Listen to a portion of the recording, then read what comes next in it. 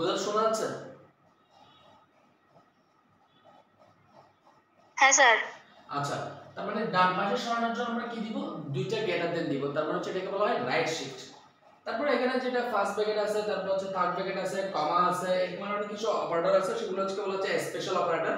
তারপর হচ্ছে increment operator. Increment মানে বৃদ্ধি, আমরা জানি বৃদ্ধি মানে প্লাস, কিন্তু প্রোগ্রামিং এ বৃদ্ধি বোঝানোর জন্য আমাদেরকে কি ইউজ করতে হবে? প্রোগ্রামিং এ বৃদ্ধি বোঝানোর জন্য প্লাস প্লাস ইউজ করতে হবে। আবার প্রোগ্রামিং এ হ্রাস বোঝানোর জন্য মানে কোনো কিছু হ্রাস বা কম বোঝানোর জন্য আমাকে কি ইউজ করতে হবে? Minus minus. তাহলে প্লাস প্লাস থাকলে হচ্ছে ইনক্রিমেন্ট অপারেটর, আর মাইনাস মাইনাস থাকলে সেটাকে কি বলা হবে? Decrement operator. আশা করি বুঝতে পারছো সবাই। বইয়ে সুন্দর করে সবকিছু দেয়া থাকবে তোমাদেরকে। পরীক্ষা যেটা সবসময় বেশি এমসিকিউ আসার সম্ভাবনা থাকে সেটা হচ্ছে logical operator, relational operator, bitwise operator. এই এই তিনটা থেকে অনেক সময় দেওয়ার মানে পসিবিলিটি বেশি থাকে। বলা হচ্ছে যে কোন একটা সিম্বল দিয়ে বলেছে এটা অথবা কোন একটা চারটা অপশন দিচ্ছে, চারটা অপশনে বলা হচ্ছে নিচের কোনটি রিলেশনাল অপারেটর, আবার বলা হচ্ছে চারটা অপশন দিচ্ছে বলা হচ্ছে নিচের কোনটি বিটওয়াইজ অপারেটর বা নিচের কোনটি লজিক্যাল অপারেটর, এভাবে দিতে পারে। বা কোন একটা অপারেটর দিচ্ছে এটা কোন অপারেটর সিম্বল বা এটা কোন অপারেটর, মানে এরকম করে এমসিকিউ দিতে পারেন। আশা করি বুঝতে পারছো। তার মানে বই থেকে একটুখানি এখানে এই জিনিসগুলো একটু ভালো করে দেখে নিবা। এখানে কিছু তোলার বাকি আছে?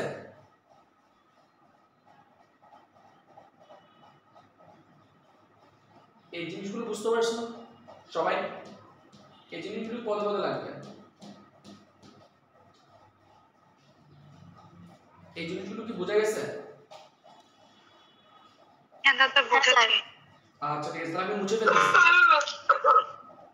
স্যার আরেকবার বলেন, একটু ক্লিয়ার করে নি। বুঝি নাই? আরেকবার বলেন। এগুলো এগুলো স্যার এগুলো মানে এগুলো আর কি। হ্যাঁ আচ্ছা, লাইনটা আরেকবার ক্লিয়ার করে দিচ্ছি, একটু সহজ করে একটু ক্লিয়ার করে দিচ্ছি। দেখো সহজ ভাষা যদি আরেকবার যদি সহজ করে বলি, আমরা জানি a ইকুয়াল b যদি left hand side equal right hand side বলি, কিন্তু প্রোগ্রামিং এ এভাবে left hand side equal right hand side লেখা যায় না। লেখার জন্য আমাদের কি ইউজ করতে হবে? দুইটা ইকুয়াল ইউজ করতে হবে left hand side equal right hand side বোঝানোর জন্য। এটা হচ্ছে ম্যাথমেটিক্যালি সাধারণ ভাষা, এটা হচ্ছে প্রোগ্রামিং এর জন্য অপারেটরগুলো। তারপরে আমরা জানি যে a not equal b use করে থাকি, কিন্তু প্রোগ্রামিং এভাবে লেখা যাবে না। প্রোগ্রামিং এ লিখতে হলে a নট ইকুয়াল b এভাবে লিখতে হবে। তারপর আমরা জানি a and আমরা জানি a and b এভাবে লেখা যায় ম্যাথমেটিক্যালি, কিন্তু ম্যাথমেটিক্যালি এভাবে লেখা যায়, কিন্তু প্রোগ্রামিং এ and লেখার জন্য কয়টা সিম্বল ইউজ করতে হবে? কয়টা and ইউজ করতে হবে? লজিক্যাল and কয়টা ইউজ করতে হবে? দুইটা ইউজ করতে হবে and বোঝানোর জন্য। আবার আমরা জানি a or b এভাবে বলে না, কিন্তু এখানে এভাবে or বোঝানোর জন্য হচ্ছে দুইটা দাঁড়ের মতো থাকবে, তারপর হচ্ছে a or b এভাবে লিখতে হয় দুইটা দাঁড়ে নিয়ে। তারপরে আর কি বলছিলাম? ইকুয়াল নট ইকুয়াল ও। তারপর হচ্ছে আমরা যেটা পাওয়ার আকার এভাবে বলি যে a স্কয়ার যদি কোনো কিছু থাকে, তার মানে এটা আমরা পাওয়ার আকার লিখতে পারি। তার মানে a এভাবে দিয়ে তারপর হচ্ছে b, সরি b না 2, তার মানে এভাবে পাওয়ার আকার লেখানো যাবে। এগুলো হচ্ছে প্রোগ্রামিং এর ক্ষেত্রে আমাদের এভাবে ব্যবহার করতে হবে। এভাবে ব্যবহার করলে আমাদের একটু ভুল হবে প্রোগ্রামিং এর জন্য। এজন্য প্রোগ্রামিং এর জন্য অপারেটর টপিকসটা খুবই গুরুত্বপূর্ণ। অপারেটরগুলো না জানলে এগুলোর ব্যবহার সম্পর্কে আমরা কখনোই কি করতে পারবো না? জানতে পারবো না। এই চারটা জিনিস যদি মোটামুটি আমাদের আয়ত্তে থাকে তাহলে আমরা অনেক কিছু এগোতে পারবো। তারপর হচ্ছে বৃদ্ধি, বৃদ্ধি মানে হচ্ছে প্লাস প্লাস, বৃদ্ধি মানে প্লাস প্লাস, আর বৃদ্ধি মানে প্লাস প্লাস, প্লাস প্লাস মানে হচ্ছে ইনক্রিমেন্ট, আর মাইনাস মাইনাস হচ্ছে ডিক্রিমেন্ট মানে হচ্ছে হ্রাস বোঝানোর জন্য। এই চার পাঁচটা কাজগুলো ভিন্নতা আছে। তো এই ভিন্নতা কাজগুলোকে আমরা কি করতে পারি, যদি একটুখানি যদি আয়ত্ত রাখতে পারি তাহলে প্রোগ্রামটা আমাদেরকে ইজি মনে হবে বা কোনো ঝামেলা মনে হবে না। আশা করি এতটুকু সবাই বুঝতে পারছো? হ্যাঁ স্যার বুঝছি। আচ্ছা ঠিক আছে, তাহলে আমরা নতুন একটা টপিকসে যাচ্ছি। আমাদের কথা হচ্ছে লেখার যদি সময় না পাও, জাস্ট টপিকসের নামগুলো লিখে নিবা। এবং কিছু কথা বলতেছি এরকম শর্ট নোট কিছু কথা বলি, সেগুলো দ্রুততার সহিত শুনে শুনে লেখার চেষ্টা করবা। মানে হোয়াইট বোর্ডের দিকে চোখ রেখে খাতায় একটু দ্রুততার সহিত রাফ করার চেষ্টা করতে হবে। আর একটা টপিকস লিখো সবাই, সেটা হচ্ছে প্রোগ্রাম অর্গানাইজেশন। দ্রুত লিখো। কি বললাম? Programme organisation.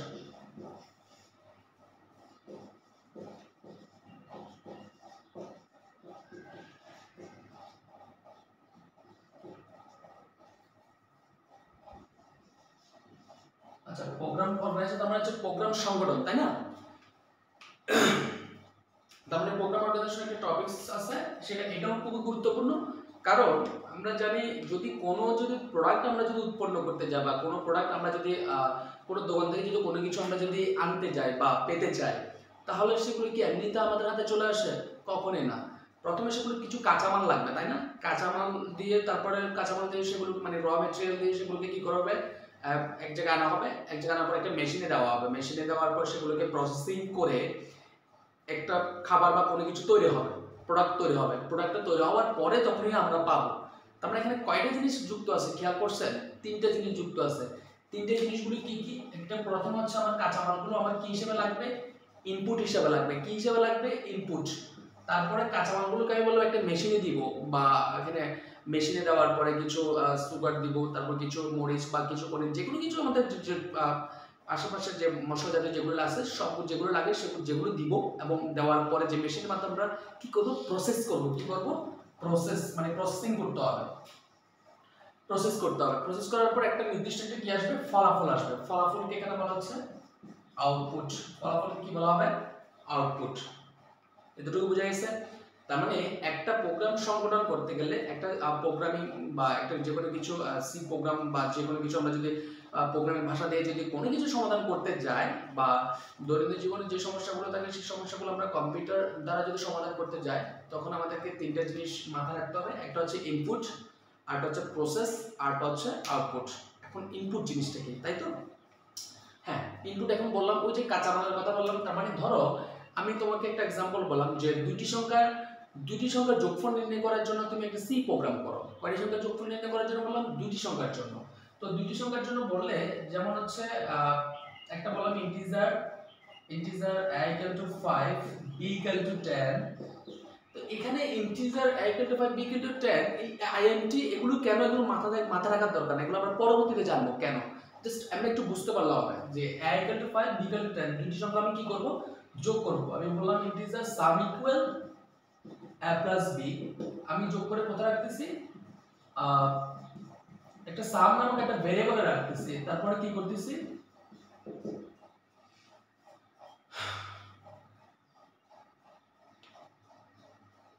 আচ্ছা, যদি সহজ করে একটু প্রোগ্রামিং এ গেলে তোমরা একটু মাথা ঘুরে যাবে, তা তোমাদেরকে একটু এভাবে বলি। সুডো কোড লিখছিলাম মনে আছে? ইনপুট নাম্বার 1 কমা নাম্বার 2, তারপর হচ্ছে total equal number 1 plus number 2, তারপর হচ্ছে প্রিন্ট টোটাল স্টার্ট এন্ড। আমরা সুডো কোড লিখছিলাম অবশ্য মনে আছে, যে সুডো কোডের মতো করে আমি আপনাদের দেখাচ্ছি, মানে প্রোগ্রামিং থেকে গেলে একটু মাথা তোমাদের ঘুরে যেতে পারে। তার মানে ইনপুট কি মানে কি বলছিলাম? যেগুলো আমার কাঁচামাল বা যেগুলো প্রসেসিং করার জন্য প্রয়োজন, তার মানে সেগুলো হচ্ছে আমার ইনপুট। তার মানে কয়টি সংখ্যার জন্য আমি কাজ করতেছি বা আমাকে কি করতে বলছে? দুইটি সংখ্যার যোগফল নির্ণয়ের জন্য। কয়টি সংখ্যার যোগফল? দুইটি সংখ্যা। তাহলে দুইটি সংখ্যার যোগফল নির্ণয়ের জন্য কি হবে? এই যে আমি বললাম ইনপুট নাম্বার 1 নাম্বার 2 যেগুলো আমি নিব যোগ করার জন্য কয়টি সংখ্যা নিচ্ছে? দুইটি। তার মানে সেগুলো হচ্ছে আমার কি? ইনপুট। তারপর প্রসেস মানে মনে রাখতে হবে, এখানে একটু লিখে রাখতে পারো, যে এখানে একটু সময় লিখে রাখতে পারো। সেটা হচ্ছে প্রসেস মানে হচ্ছে যোগ, বিয়োগ, গুণ, ভাগ, লেস দেন বা গ্রেটার দেন যা আমরা ইউজ করব, মানে ওই যে অপারেটর যেগুলো ইউজ করব সেগুলো হচ্ছে আমার প্রসেস। যোগ, বিয়োগ, গুণ, ভাগ যেগুলো অপারেটর ইউজ করব, যোগ, বিয়োগ, গুণ, ভাগ সেগুলো হচ্ছে আমার কি? প্রসেস। তার মানে আমাকে কি করতে বলছে? যোগ করতে বলছে। তারপরে এখানে আমি কি করতেছি? যোগ। তার মানে এটা হচ্ছে আমার প্রসেস, এটা হচ্ছে আমার কি? প্রসেস। তার মানে এই যে যোগ করতেছি, যোগ করাটা হচ্ছে আমার এখানে কি হবে? প্রসেস হবে। যোগ করার পর আমি একটা রেজাল্ট পাচ্ছি, রেজাল্টটা কোথায় রাখতেছি? টোটালে রাখতেছি। টোটালটা এখন কি করতেছি? প্রিন্ট, মানে আচ্ছা আউটপুট শো করতেছি। মানে আউটপুট হিসেবে আমি কাকে পাচ্ছি? টোটালকে পাচ্ছি। মানে এটাই যেটা প্রিন্ট করতেছি সেটা হচ্ছে আমার কি? আউটপুট। এটা নিয়ে কারো কোনো কোশ্চেন আছে কিনা? দাদা প্রসেসের মধ্যে যে কোনো যে কয়েকটা অপারেটর শিখলাম যে কোনোটা ব্যবহার হতে পারে। সরি বললাম যে দাদা প্রসেস করার মধ্যে যে কতগুলো অপারেটর আমরা শিখলাম যে কোনোটা অপারেটর ব্যবহার হতে পারে, যোগ, বিয়োগ, গুণ, ভাগ বা যেটা হোক। হ্যাঁ, যে কোনো অপারেটর ব্যবহার হতে পারে। তো যে কোনো অপারেটর ব্যবহার না করলে আমার প্রসেসিংটা হবে কি করে? তো ব্যবহারের উদ্দেশ্যে মানে প্রসেসিং এর উদ্দেশ্যে মানে আউটপুটের উদ্দেশ্যে আমাকে কি করতে হবে, প্রসেস করতে হবে। এখন প্রসেসের উদ্দেশ্যে কি করতে হবে, ইনপুট নিতে হবে। একটার সাথে একটা কিন্তু কানেক্টেড। সেজন্য বলা হয় একটা প্রোগ্রাম সংকলন করতে গেলে প্রোগ্রামের কয়টি অংশ, প্রধানত 3টি অংশ থাকে। একটা হচ্ছে ইনপুট, একটা হচ্ছে প্রসেস, আর একটা হচ্ছে আউটপুট। দেখো প্রসেসিং এর উদ্দেশ্যে আমার ইনপুট লাগতেছে, আবার আউটপুটের উদ্দেশ্যে কি লাগবে, প্রসেসিং লাগবে। তো মূল কথা হচ্ছে এখানে প্রসেস যেটা করব সেটা হচ্ছে প্রসেসের এখানে যে সিম্বলগুলো ব্যবহার করব, যে অপারেটরগুলো ব্যবহার করব, মূলত সেগুলোকে বলা হচ্ছে কি, প্রসেস করা। মানে ইনপুটগুলো নিয়ে কি করা, প্রসেস করা। আর কিছু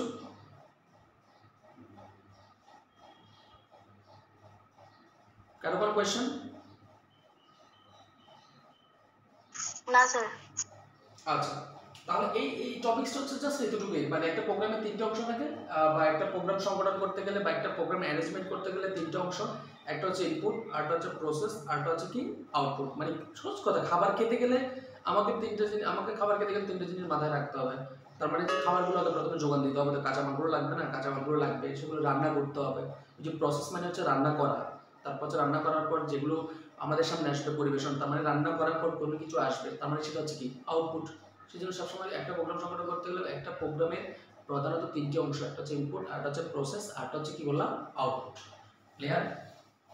এখন যে টপিকসটা পড়াবো খুবই খুবই খুবই গুরুত্বপূর্ণ। এই টপিকস থেকে অবশ্যই কোয়েশ্চেন থাকে। থিওরিটিক্যাল টপিকসের মধ্যে এটাও খুবই গুরুত্বপূর্ণ, সেটা হচ্ছে প্রোগ্রামিং। একটু মন দিয়ে পড়তে হবে এটা।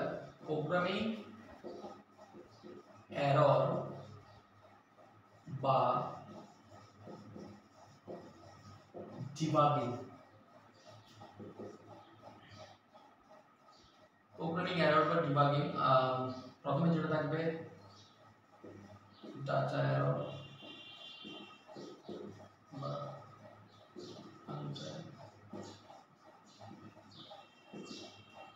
এরর। একটু লিখে নিতে পারো, এই জিনিসটা একটু লিখতে হবে, কারণ এক এক বই আমি বলতেছি কেন লিখতে হবে, একটু লিখে নাও। ডাটা এরর,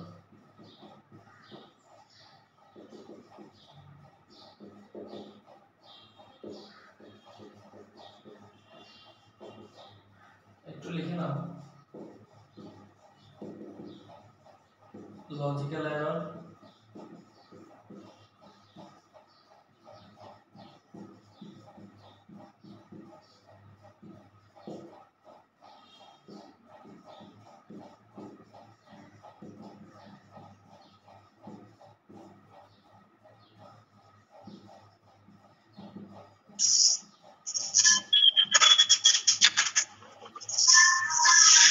লিখে নাও।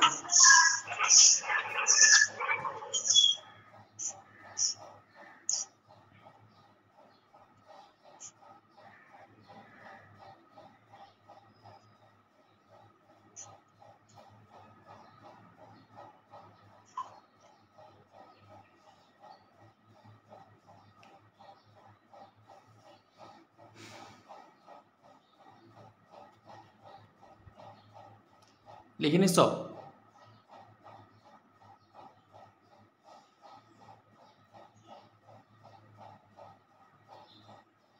তাহলে হচ্ছে প্রোগ্রামিং এরর বা ডিবাগিং আছে। প্রোগ্রামিং এরর বা ডিবাগিং একটা কথা লিখলাম যে প্রথম যেটা আছে ডাটা এরর বা রান টাইম এরর বা এক্সিকিউশন টাইম এরর, তাই না? 2 নম্বরে হচ্ছে লজিক্যাল এরর, 3 নাম্বারটা হচ্ছে সিনট্যাক্স এরর। তো আরেকটা ছোট করে সাইড নোট হিসেবে লিখে রাখো, আমি এটা ব্যাখ্যা করতেছি। সেটা হচ্ছে একটা হচ্ছে বাগ, আরটা হচ্ছে ডিবাগিং। একটা হচ্ছে বাগ, আরটা হচ্ছে ডিবাগিং। বাগ মানে মনে রাখো, বাগ মানে লিখে রাখো ভুল, আর এটা হচ্ছে ভুল বের করে সংশোধন। ভুল বের করে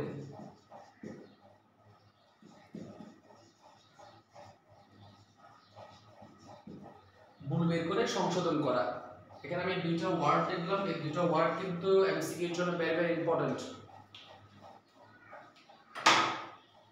লেখা হয়েছে সবার?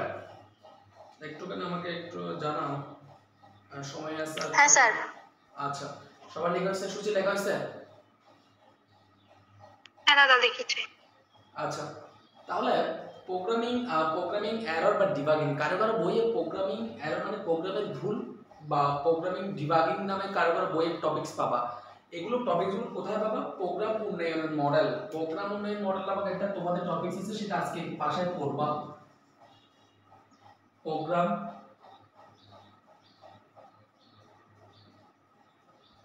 উন্নয়ন মডেল না,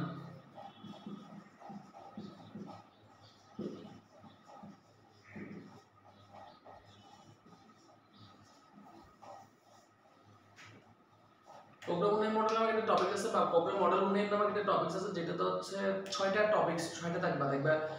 প্রোগ্রাম উন্নয়ন মডেলের মধ্যে 6টা টপিকসের মধ্যে প্রোগ্রাম বাস্তবায়ন, প্রোগ্রাম রক্ষণাবেক্ষণ, তারপর হচ্ছে প্রোগ্রাম, তারপর হচ্ছে সমস্যা নির্দিষ্টকরণ, তারপর হচ্ছে সমস্যা বিশ্লেষণ, এরকম কিছু মিলিয়ে 6টা টপিকস আছে। 6টা টপিকস একটুখানি পড়তে হবে। ওখানের মধ্যে এই টপিকসটা অবশ্যই পাওয়া ওখানের মধ্যে।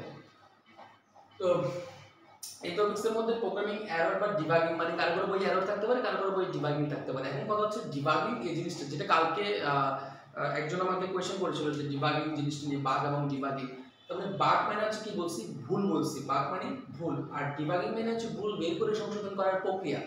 তার মানে আমি যদি মনে করো যে কোনো একটা কিছু তোমাদের কাছে ভুল করে ফেললাম, মনে করো যে আমি এখানে একটা মনে করো ম্যাথ করলাম, ম্যাথের মধ্যে মনে করো একটা প্লাস দিনে বা মাইনাস দিনে বা কোনো একটা কারণে আমাদের রেজাল্টে কোনো গন্ডগোল আসছে, তার মানে সেখানে কি হবে? এটা প্রোগ্রামের পাশে হবে। এখানে হচ্ছে বাগ ধরা পড়ছে। কি ধরা পড়ছে?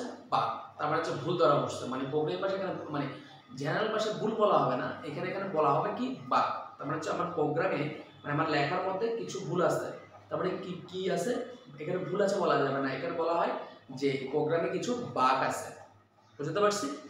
যখন বাগ ধরা পড়ে, মানে ভুল ধরা পড়ে, তখনই সেগুলো আমরা কি করি? সমাধান করার চেষ্টা করি, তাই না? তার মানে ভুলগুলো কি হয়েছে সেগুলো সমাধান করার চেষ্টা করি। এই যে ভুল বের করে সমাধান করব বা ভুল বের করে সমাধান করা, সেটাকে বলা হয় ডিবাগিং করা। আমি যদি মনে করলাম কোনো একটা ভুল হয়েছে, এটা বলেছে তোমরা এটা নিয়ে যাও, এটা ঠিক করো, তাহলে তোমরা কি করতেছো? এখন ভুলটা বের করতেছো, মানে কোন জায়গায় ভুল হয়েছে, ভুলটা বের করে আবার কোনো সংশোধন করতেছো, তাহলে তোমরা কি করতেছো? ডিবাগিং করতেছো। তোমরা কি করতেছো? ডিবাগিং। তার মানে আমি যেটা তোমাদেরকে দেখিয়ে দিচ্ছি সেটা হচ্ছে বাগ দেখিয়ে দিচ্ছি। আমি যে বলছি যে এখানে বাগ আছে, যাও এটা ঠিক করে নিয়ে আসো, আর তোমরা ভুল যখন বের করে সংশোধন করতেছো তখন সেটাকে কি হবে?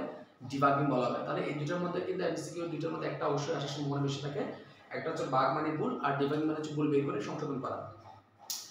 এখন হচ্ছে এই আমরা যেমন মানুষ যেমন কাজ করতে গেলে বা কোনো কিছু কাজ করতে গেলে অনেক যেমন ভুল হয়, সেইভাবে প্রোগ্রামাররা প্রোগ্রামিং করার আগে, প্রোগ্রামিং মানে ওই যে কিছুক্ষণ আগে একটা কোড লিখলাম যে integer a equal to 5 b equal to 10 এরকম করে কিছু আমি, তারপর হচ্ছে সাম equal a plus b printf first bracket দিয়ে ডাবল কোটেশন দিয়ে পার্সেন্ট d দিয়ে কিছুক্ষণ একটা প্রোগ্রাম লিখে আমরা মুছে ফেলছিলাম।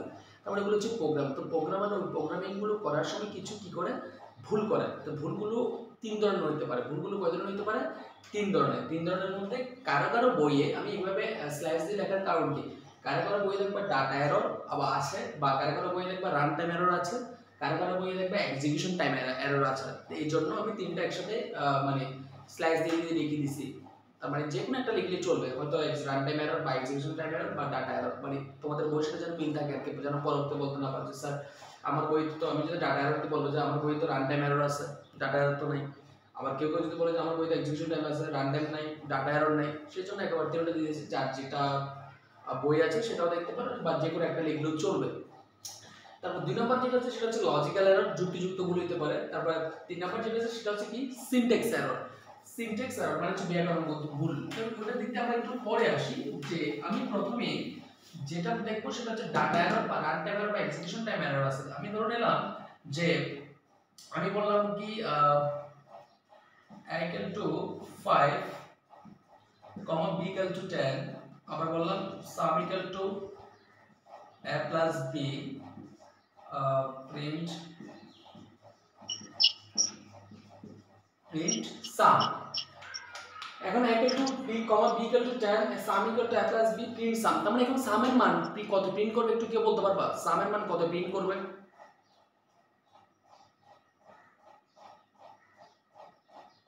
sum এর মান কত প্রিন্ট করবে? আউটপুট কত আসবে? 3। আউটপুট কত আসবে?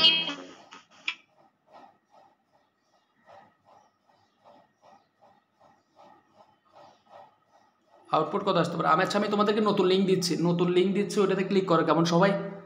হোয়াটসঅ্যাপে আবার নতুন লিঙ্ক দিচ্ছি, নাহলে এখন কেটে যাবে। আমি হোয়াটসঅ্যাপে আবার নতুন লিঙ্ক দিচ্ছি, সবাই ওখানে ক্লিক করিও, মানে আবার ঢুকবা।